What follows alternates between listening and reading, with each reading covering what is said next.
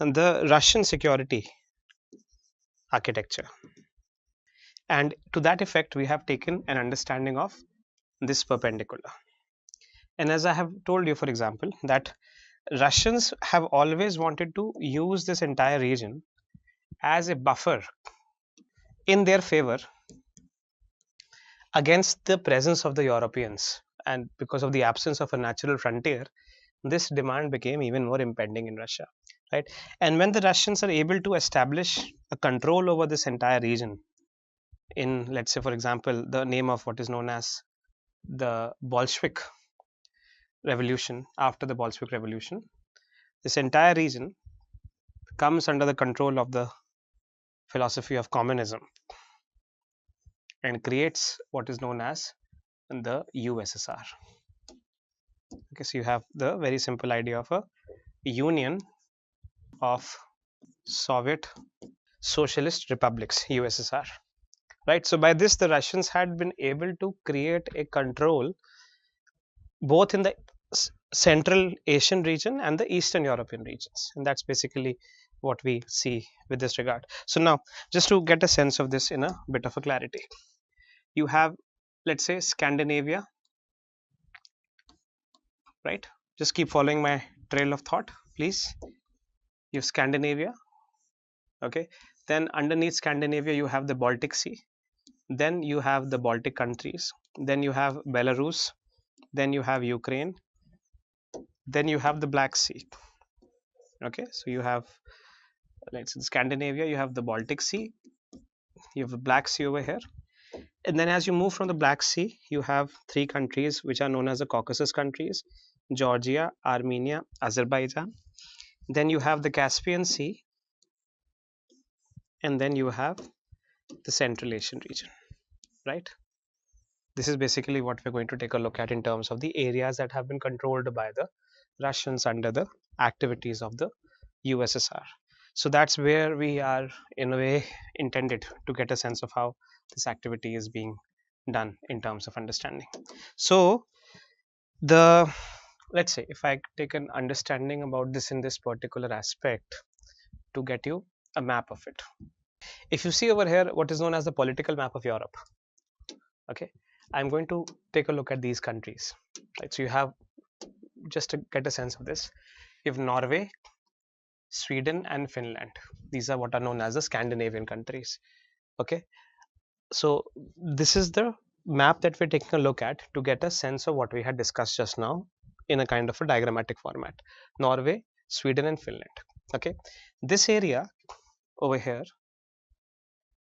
this region which is connecting Russia to Germany, this is the Baltic Sea.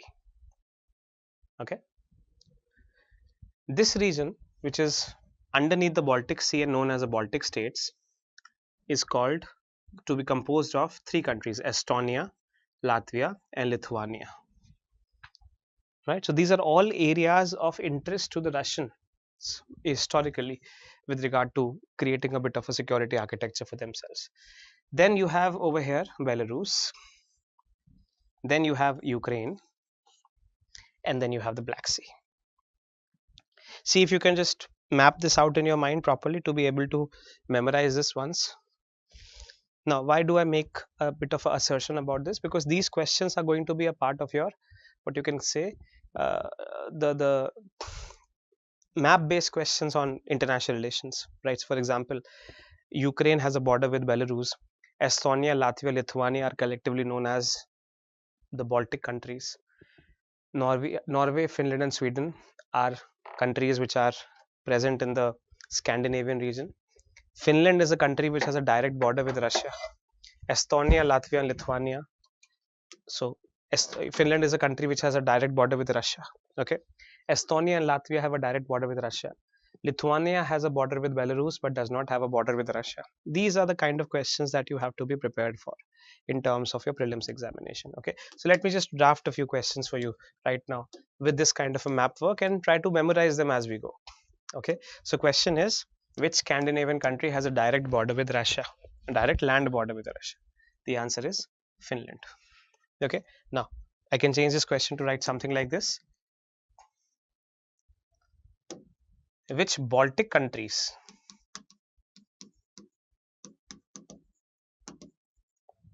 have a direct land border with Russia? And the answer is Estonia and Latvia. Okay. Then, does Belarus have a border with Russia? Yes. Does Ukraine have a border with Russia? Yes. So this is what basically we can take a look at in terms of, okay, if let's say for example, if a question is asked as to what all countries are at the littoral of the Baltic Sea. Now take a look at this very simply. If a question is countries at the littoral of the Baltic Sea,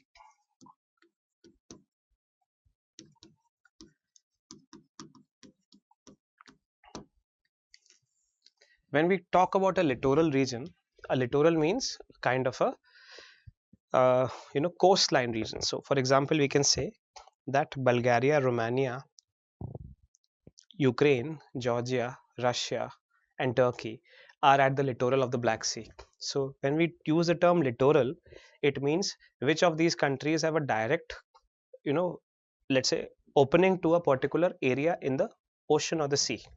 So if we ask a question very simply, which of the following countries have a direct access to the coastline of the Black Sea? Which of the countries given over here have a complete direct access to the coastline of the Black Sea? What is the answer to this question? Number one, if you go like for example in a counterclockwise manner, you have Russia, which is open to the Baltic Sea. Then you have Finland, which is open to the Baltic Sea. You have Sweden, which is open to the Baltic Sea. Then you have Germany, which is open to the Baltic Sea. You have Poland, which is open to the Baltic Sea. And you have all the three Baltic nations which are open to the Baltic Sea. Okay, so this is the kind of questions that you have to be prepared for. The reason that the map of Europe has become relevant again in the subject of international relations because of the recent activities between Russia and Ukraine, and that has caused the European map to become again prominently in question. Another reason why the Baltic Sea has been in news recently is because of the Nord Stream pipeline. Now the Nord Stream pipeline is a pipeline that used to supply natural gas from Russia into Germany, Nord Stream 1. And there was a huge fiasco about the Nord Stream pipeline recently when it was found that the Nord Stream pipeline has been broken down and it has been blown up, which led to a bit of a problem for the Germans because they were receiving all of their gas from Russia itself. So the breaking down of the Nord Stream pipeline was in news recently, and the breaking down of the Nord Stream pipeline also became relevant with regard to the questions which were being asked around the Baltic Sea. So a very simple question again is, what are the countries at the littoral of the Black Sea? Okay, first is Russia. We start in a counterclockwise direction. Okay, second from Russia we go to Scandinavian countries, Finland. Third, we have the Scandinavian country of Sweden. Fourth, from Sweden we can come to understand about Germany. Okay, and from Germany we can take a look at Poland, right? And from Poland we can go to the three Baltic states, Estonia, Latvia, and Lithuania, right? So these are what are countries at the littoral of the Black Sea. Class, are we sure to get this down? Please focus upon this from the prelims perspective. These are the kind of questions that we have seen recently in the prelims examination, and therefore we are focusing this entire classroom to get a sense of the map based questions first. What are the countries at the littoral of the Baltic Sea? Okay, so we are taking a look at it like this. We have the area of Russia, we have Scandinavian countries, the Baltic Sea, and the Baltic countries.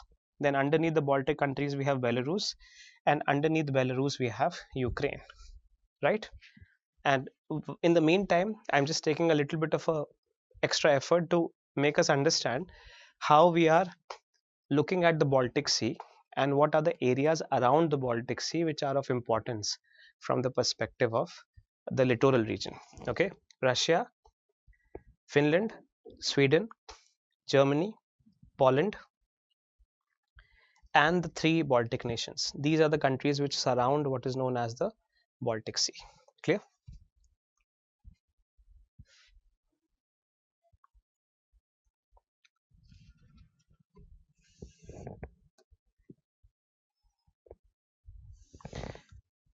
Scandinavian countries were a part of the USSR. Well, that's a very kind of a historically doubtful question. Scandinavian countries have been a part of the Soviet influence, but sometimes they have been directly under the USSR, but generally they have been part of the Warsaw Pact. So a good question is, yes, Denmark is a good question. The Denmark ke liye, most of what is opening, so the Baltic Sea apparently ends over here, and this entire region is that of the North Sea, right? So technically speaking, Denmark should not have a border with the Baltic Sea, because it is over here that the Baltic Sea ends, and from the region of Denmark itself you have the beginning of what is known as the North Sea. So most of what is given in this region is the territory of North Sea, not the Baltic Sea. So it is at this point only that the North Sea starts rising up. You see what I'm trying to point out over here?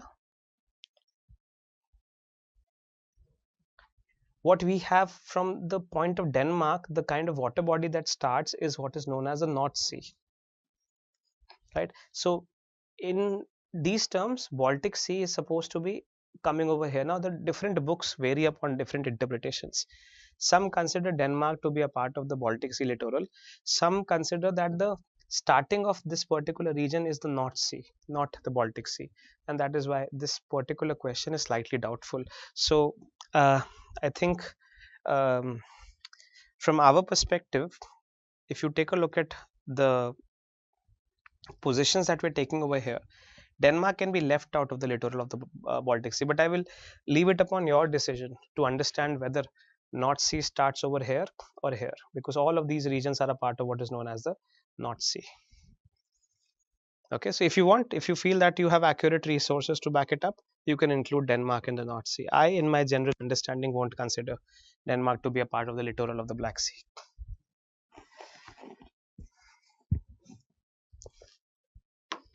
Okay, now Scandinavian countries were a part of what is known as the Warsaw Pact, which was the Soviet influence on the region, but they never became a proper contiguous part of the USSR.